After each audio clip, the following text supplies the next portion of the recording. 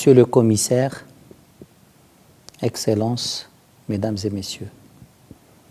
je suis honoré de vous accueillir au Maroc pour la tenue de cette première Policy Conference continentale de l'UA dans une ville emblématique du continent africain, Tanger, au croisement de l'Atlantique et de la Méditerranée.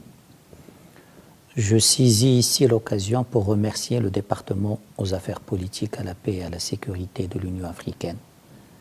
d'avoir choisi la présidence du CPS par le Maroc pour tenir cet événement d'envergure. Ce choix constitue un gage de reconnaissance envers la contribution du Royaume du Maroc à la thématique, puisque Sa Majesté le roi Mohammed VI a érigé l'approche basée sur le nexus paix, sécurité et développement au cœur de notre engagement pour l'Afrique depuis le retour du Royaume à l'Union africaine. En effet, l'importance que revêt ce nexus dans les grilles de lecture du Maroc s'établit à 3 niveaux structurants. D'abord au niveau de la vision éclairée de Sa Majesté le roi Mohammed VI, qui avait affirmé dans son discours à l'occasion du 29e sommet des chefs d'État et de gouvernement de l'Union africaine que, et je cite, « L'Afrique n'a plus besoin de slogans idéologiques, elle a besoin d'actions concrètes et résolues dans les domaines de la paix, de la sécurité et du développement humain. » Fin de citation. Ensuite, au niveau de notre institution panafricaine, où le Maroc, dès son premier mandat au sein du CPS, entre 2018 et 2020, avait veillé à inscrire le triple nexus à l'ordre du jour des travaux de ce Conseil. Le Royaume, à l'occasion de sa présidence du Conseil en décembre 2019 sur le nexus paix, sécurité et développement, avait souligné la nécessité d'une approche intégrée et globale pour appréhender le lien entre la paix, la sécurité et le développement en tant qu'outil permettant d'atténuer la perpétuation des conflits violents et la fragmentation de la société. Enfin, au niveau international, en plaidant au sein des plateformes multilatérales et particulièrement au sein de l'ONU, à factoriser les besoins africains et les réalités africaines dans toute initiative visant la paix, la sécurité et le développement du continent dans une démarche partenariale et non d'assistance. Excellences, Mesdames et Messieurs, la conjoncture actuelle rappelle avec acuité la centralité du nexus paix, sécurité, développement dans toutes les considérations visant notre continent. Elle invite également à l'interrogation et à l'évaluation lucide des réalisations et acquis engrangés dans la mise en œuvre des initiatives visant la paix, la sécurité et le développement. Alors que la dernière décennie a été marquée par la prolifération des initiatives pour l'Afrique, les répercussions positives de ces engagements tardent à se faire sentir. À l'aune des chocs exogènes, aussi brutaux qu'imprévisibles, l'Afrique continue d'être cernée de toutes parts, comme en atteste ce bilan qui pousse à bien des égards à la pondération et à la sobriété des élans enthousiastes. Premièrement, la prévalence de la violence liée à l'extrémisme et à la radicalisation en Afrique a été multipliée par 17 depuis 2009, faisant ainsi du continent la région la plus touchée par le terrorisme. Deuxièmement, à l'échelle du globe, 8 sur les 18 pays qui ont enregistré une détérioration fulgurante de la situation sécuritaire entre 2020 et 2021 se trouvent en Afrique, soit 44%. Troisièmement, le coût humain du terrorisme a atteint des niveaux records avec une multiplication par 10 du nombre de décès entre 2007 et 2021. Le coût économique de ce fléau a été multiplié par 9 depuis 2007. L'impact économique du terrorisme en Afrique s'élève pour sa part à 171 milliards de dollars sur les 10 dernières années. Enfin, la précarité sur le continent a atteint des niveaux records avec 137 millions d'Africains en situation d'insécurité alimentaire aiguë en 2022, soit une multiplication par 3 depuis 2018. Environ 500 millions d'Africains vivent sous le seuil de la pauvreté Les réseaux criminels, terroristes et séparatistes exploitent cette précarité pour endoctriner, recruter et nuire. En moyenne, la croissance annuelle dans les pays en conflit intense est inférieure d'environ 2,5% en comparaison avec la même croissance dans des pays stables. Excellences, Mesdames et Messieurs, si la corrélation entre les questions de paix et de sécurité d'une part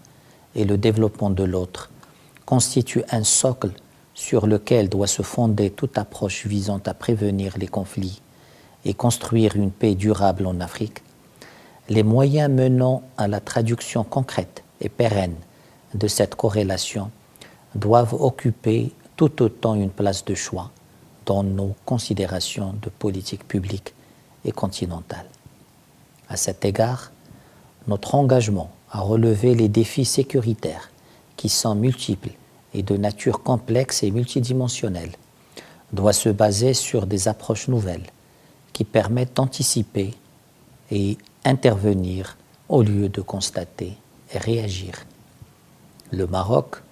estime que le temps et l'ordre de l'action devraient inviter plus de confiance en nos capacités africaines collectives pour relever nos propres défis et avancer de l'avant. Permettez-moi à cet égard de rappeler l'appel royal qui est resté célèbre, et je cite, « L'Afrique doit faire confiance à l'Afrique ». C'est bien cette confiance que nous estimons fait défaut aux efforts pour la paix, la sécurité et le développement du continent, pour ainsi débloquer son potentiel d'intégration continentale et mondiale. Car qui dit confiance dit partenariat d'égal à égal,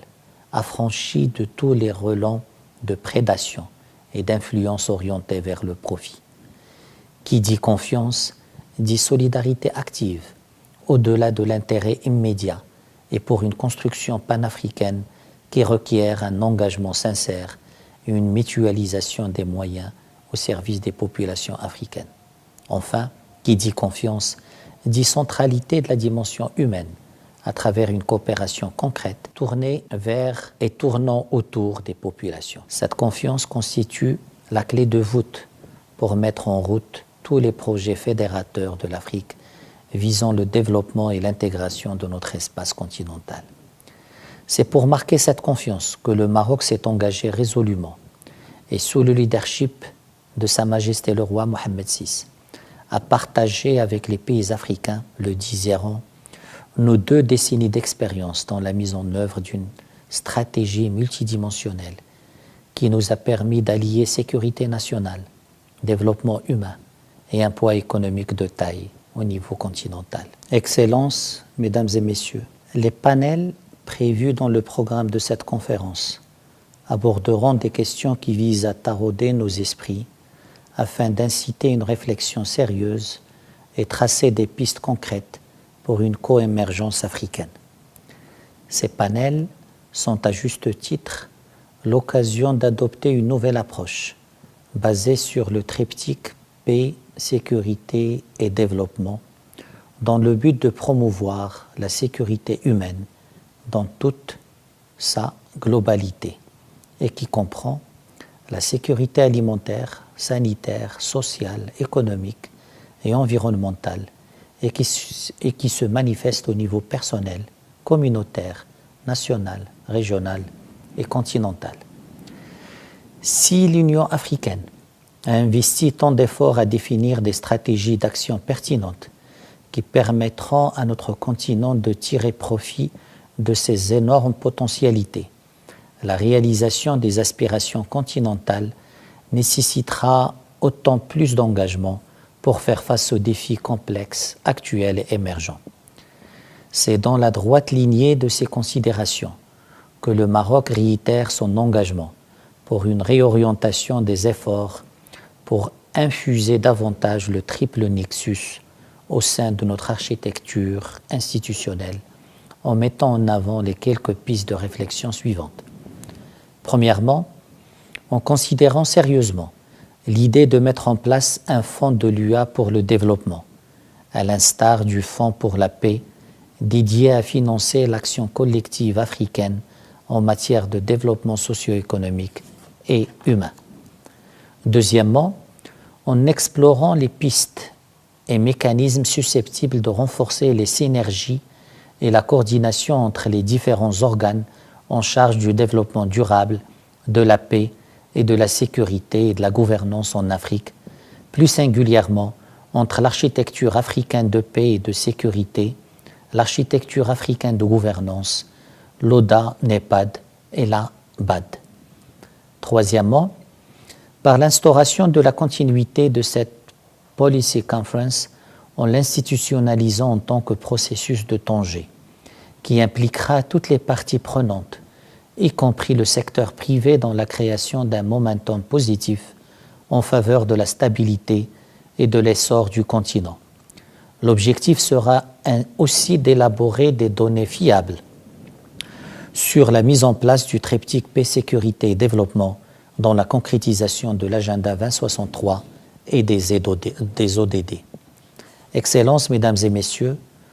je demeure convaincu que vos délibérations durant les 3 jours de cette conférence permettront de mieux éclairer